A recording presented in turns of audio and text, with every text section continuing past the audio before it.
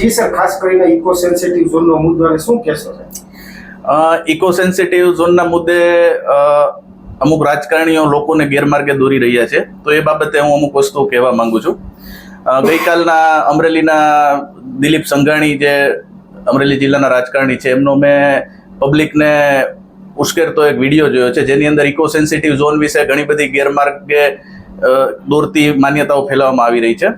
તો એમાં સૌથી પહેલા હું એ કહેવા માંગીશ કે જે દિલીપભાઈ સંઘાણી કહે છે કે ખેડૂતો કૂવા નહીં કરી શકે, રોડ રસ્તા નહીં કરી શકે, બોર નહીં કરી શકે, તો આ તદ્દન જૂઠાણું ફેલાવવામાં આવી રહ્યું છે. કારણ કે છેલ્લા 10 વર્ષથી ઇકો સેન્સિટિવ ઝોનનો કાયદો ઓલરેડી એપ્લાઇડ છે જ. ગીરની બોર્ડરથી 10 કિલોમીટરના ગામોને લાગુ પડે જ છે. આપ છેલ્લા 10 વર્ષમાં જણાવો કે કયા ખેડૂતને બોર કરવામાં મુશ્કેલી થઈ અથવા તો કૂવો બનાવવામાં મુશ્કેલી થઈ. એક પણ કિસ્સો આપણને જોવા નહીં મળે. બીજું, દિલીપભાઈ સંઘાણી એવું પોતે પૂર્વ કાયદા મંત્રી છે, પણ એવું લાગે છે કે એમને પણ અમુક કાયદાનું જ્ઞાન નથી. દિલીપભાઈ સંઘાણી એવું કહે છે કે આ વન વિભાગે આ કાયદો બનાવેલો છે ઇકો સેન્સિટિવ ઝોનનો, તો એ તદ્દન ખોટી વાત છે. આ ઇકો સેન્સિટિવ ઝોનનો કાયદો વન વિભાગે કે સરકારે નથી બનાવેલો. આ ઇકો સેન્સિટિવ ઝોનનો જે કાયદો છે, જે ગાઈડલાઈન છે, સુપ્રીમ કોર્ટે કરેલી છે. એટલે સુપ્રીમ કોર્ટના ઓર્ડર મુજબ આ ઇકો સેન્સિટિવ ઝોનનો કાયદો બનાવવો પડે. બીજું, દિલીપભાઈ સંઘાણી એવું કહી રહ્યા છે કે માનો કે કોઈ ખેડૂત ઉપર કે માલધારી ઉપર વન્ય પ્રાણી હુમલો કરે અને સ્વ બચાવમાં કોઈ માણસ સામે પ્રતિકાર કરે અને વન્ય પ્રાણી ઘાયલ થાય, તો એવા લોકોને 6 મહિના સુધી જેલમાં ધકેલી દેવામાં આવે છે, અથવા તો લાંબા સમય સુધી જેલ થાય છે. એવા અનેક કિસ્સાઓ એમણે જોયા છે. આ તદ્દન જૂઠાણું ફેલાવવામાં આવી રહ્યું છે. આવો એક પણ કિસ્સો અસ્તિત્વ ધરાવતો નથી. હું 22-25 વર્ષથી રિસર્ચ કરી રહ્યો છું આખા વિસ્તારમાં. કોઈ પણ એક પણ નિર્દોષ માણસને ખેડૂતે કે કોઈ વન્ય પ્રાણી ઉપર માણસે ઈજા કરી હોય અને ખોટી રીતે કોઈને જેલમાં નાખ્યો હોય, એક પણ કિસ્સો નથી. આ તદ્દન ગેરમાર્ગે દોરનારી વાત છે. દિલીપભાઈ સંઘાણી પોતાના ઇન્ટરવ્યુમાં કહે છે કે લાસા ગામનો એક કિસ્સો કહે છે કે જેની અંદર એક દીપડા ઉપર માણસે હુમલો કર્યો, દીપડાનું મૃત્યુ થયું અને એ માણસને જેલની સજા થઈ 6 મહિનાની, એવું સાહેબ બોલે છે. અને સાહેબ પોતે કહે છે કે હું આનો પોતે કેસ લડેલું છું. તો એ તદ્દન ખોટી વાત છે. એ વ્યક્તિને કોઈ 6 મહિનાની જેલ નથી થઈ. એ વ્યક્તિ નિર્દોષ છૂટી ગયેલો છે. એ વ્યક્તિને 2-3 દિવસ કસ્ટડીમાં પૂછપરછ માટે રાખેલો હતો, બાકી કોઈ જેલ નથી થયેલી. તો આવી ખોટી ગેરમાન્યતાઓ ફેલાવી અને લોકોને ઉશ્કેરવા એ ખૂબ જ દુઃખની વાત છે. રાજકારણી અને પોલિટિકલ લીડર થઈ અને એનું કાર્ય લોકોને સાચી માહિતી આપવાનું હોવું જોઈએ, નહીં કે આવી રીતે ખોટી ગેરમાન્યતાઓ ફેલાવી અને ગેરમાર્ગે દોરવાનું હોવું જોઈએ. હવે આપણે ઇકો સેન્સિટિવ ઝોન માટેની એક બીજી હું વાત કરવા માંગીશ કે એનાથી શું ફાયદા થયેલા છે, ઇકો સેન્સિટિવ ઝોનથી શું થઈ શકે ફાયદા. તો પહેલી વસ્તુ તો એ કે 10 વર્ષથી જે ઇકો સેન્સિટિવ ઝોન ઓલરેડી અસ્તિત્વમાં છે, તો આપ તાલાળા વિસ્તારનો અભ્યાસ કરો. તાલાળા વિસ્તારમાં છેલ્લા 10 વર્ષમાં આખા તાલુકામાં કેટલું ડેવલપમેન્ટ થયું છે. સાસણ અને તાલાળા આજુબાજુ જે જમીનના ભાવ છે અનેક ગણા ઉંચકાઈ ગયા છે. આપ અમરેલી જિલ્લાની વાત કરો તો ધારીનું જે આંબરડી છે એમાં સફારી પાર્ક બન્યો, અને ધારી તાલુકાનું આપ ડેવલપમેન્ટ જુઓ, કેટલા રિસોર્ટ આવ્યા, કેટલો વિકાસ થયો છે. બરાબર છે. તો ઇકો સેન્સિટિવ ઝોન તો 10 વર્ષથી છે જ, તો એમાં તો વિકાસ થયેલો છે. ઇકો સેન્સિટિવ ઝોનની અંદર જે પ્રતિબંધિત છે મોટા ઉદ્યોગો, તો મોટા ઉદ્યોગો પ્રતિબંધિત છે, એ લોકોને ફાયદો છે. તમે જોશો મોટા ઉદ્યોગો રાજુલા, જાફરાબાદ ને મહુવાના દરિયા કિનારે જ્યાં આવેલા છે, જ્યાં લોકો સતત વિરોધ કરી રહ્યા છે. કારણ કે મોટા ઉદ્યોગોને લીધે પ્રદૂષણ ફેલાય છે, આપણા સ્વાસ્થ્ય માટે હાનિકારક હોય છે. તો જ્યાં ઓલરેડી મોટા ઉદ્યોગો આવી રહ્યા છે ત્યાં પણ લોકો વિરોધ કરી રહ્યા છે. તો આ તો સારી વસ્તુ છે કે લોકોને વિરોધ જ નહીં કરવો પડે. અને આ જે જંગલ વિસ્તાર છે ત્યાં આમ પણ ઉદ્યોગો નથી આવવાના. તો આ ઉદ્યોગો ના આવવાથી ફાયદો છે, નુકસાની નથી.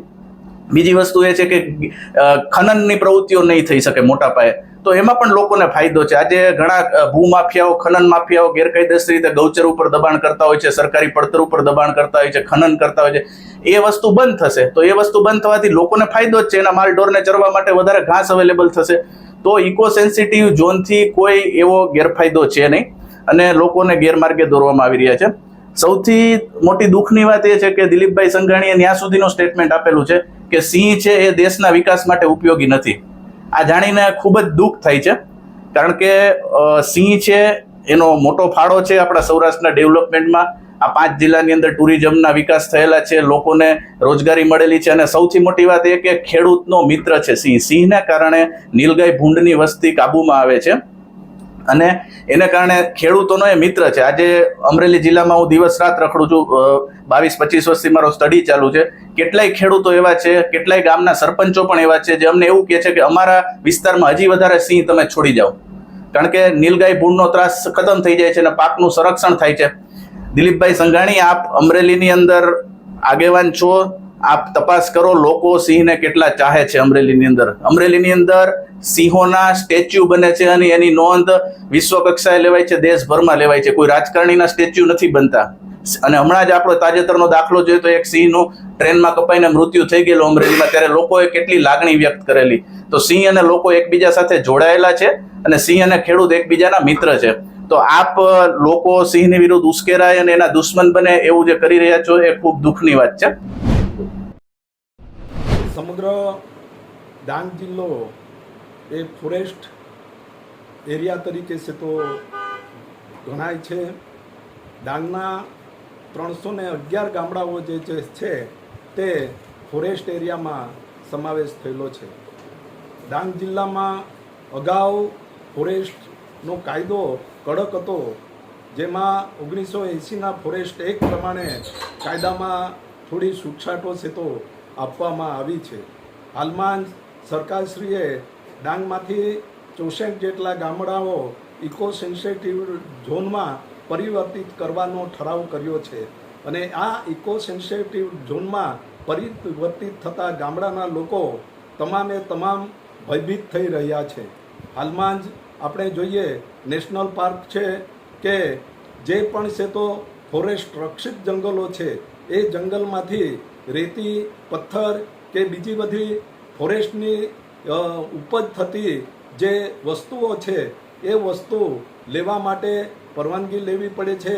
ક્યાંક છે તો એના માટે છે તો મુશ્કેલી ઊભી થાય છે. એ ન થાય એના માટે સરકારશ્રીએ જે ઇકો સેન્સિટિવ ઝોનમાં પરિવર્તિત ગામડાઓ કર્યા છે એના માટે એ ગામડાના લોકો આગેવાનો ભયભીત થઈ રહ્યા છે અને આ ઇકો સેન્સિટિવ ઝોનનો વિરોધ કરી રહ્યા છે. આમ જોવા જઈએ તો ડાંગના રાજવીઓએ ડાંગનું જંગલ છે તો બચાવ્યું છે. બધા જ છે તો રાજવાડાઓએ પોતાનું જંગલ હોય કે પોતાના વિસ્તારો હોય એ ક્યાંક ને ક્યાંક છે તો વેચી દીધા છે. ડાંગના ગરીબ રાજવીઓએ આ પોતાનું જંગલ પોતે છે તો સાચવી રાખ્યું છે. એમાં છે તો આવા ઇકો સેન્સિટિવ ઝોન જેવા કાયદાઓ છે તો નુકસાન કરતા હોય છે. આજે આપણે જોઈએ છે કે જે પણ છે તો ઇકો સેન્સિટિવ ઝોન છે એમાં અમુક ફાયદાઓ ગણાવ્યા છે અને અમુક છે તો નુકસાન ગણાવ્યું છે. આ નુકસાનીમાં ડાંગના જે ઇકો સેન્સિટિવ ઝોનમાં ગામડા છે એ ગામડામાં રેતી પથ્થર કાઢવાની પણ છે તો મંજૂરી લેવી પડશે અને એ મંજૂરી અહીંયા સ્થાનિક નહીં પણ કેન્દ્ર સરકારમાંથી દિલ્હીથી છે તો લેવી પડશે. એ મંજૂરી લેવા માટે લોકોને છે તો મુશ્કેલી ઊભી થશે. એ ભયથી લોકો એનો છે તો વિરોધ કરી રહ્યા છે. હાલમાં છે તો આદ્યશક્તિમાંનો નવલા નોરતાનો છે તો પર્વ ચાલી રહ્યો છે. એ નવલા નોરતામાં ધીરે ધીરે દરેક ગામડે છે તો ડીજેના તાલે નોરતા ઘૂમી રહ્યા છે. એમાં પણ છે તો આ ઇકો સેન્સિટિવ ઝોનમાં એ પણ જોગવાઈ કરવામાં આવી છે. જે ગામ આ ઝોનમાં આવતા હોય એમાં છે તો જે ખૂબ છે તો ઘોંઘાટ ભર્યો છે તો અવાજો હોય એ છે તો ત્યાં નહીં ચાલે. એટલે ગરબે ઘૂમવા માટે પણ આ ઝોન મંજૂર થશે ત્યારે છે તો લોકોને મુશ્કેલી પડશે.